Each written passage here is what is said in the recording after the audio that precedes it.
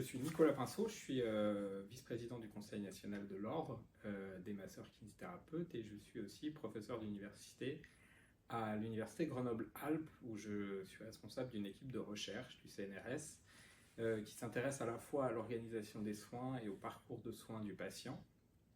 Et je consacre une partie de mon activité à l'effet placebo et à l'usage du placebo dans la pratique clinique, et c'est l'objet de la vidéo d'aujourd'hui. L'effet placebo, c'est un phénomène qui est connu depuis pas mal de temps en médecine. Le nom du placebo véhicule un certain nombre on va dire de casseroles liées à l'imaginaire, avec une association qui est généralement autour de la fausseté ou du mensonge. Le phénomène placebo, il a été beaucoup étudié dans ses mécanismes.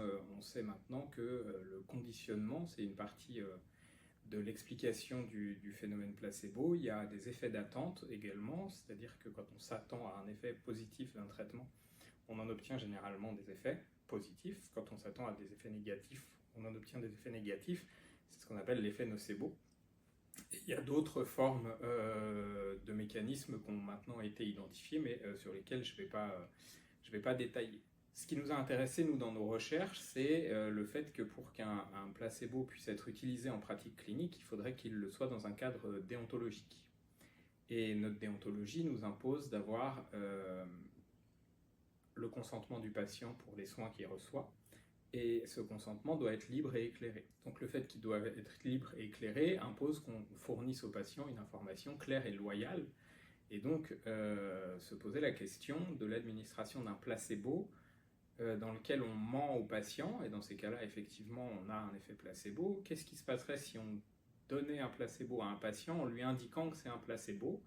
C'est ce qu'on appelle les placebos ouverts. Et donc depuis 2010, on a quelques données qui montrent que le placebo ouvert continue de fonctionner, mais qui fonctionne moins bien qu'en mentant au patient. Donc l'idée qu'on a eue, c'est d'essayer de montrer qu'on peut récupérer la perte d'efficacité liée à la révélation de l'administration d'un placebo en éduquant le patient aux mécanismes qui se mettent en place dans son cerveau quand on lui administre le traitement. Donc on a fait une étude dite en non-infériorité, où on a finalement utilisé une vidéo explicative du mécanisme placebo chez le patient, et on a créé des groupes dans lesquels on avait une vidéo contrôle, dans lequel il y avait une vidéo de lavage de mains. Et ce qu'on a proposé, c'est d'administrer une crème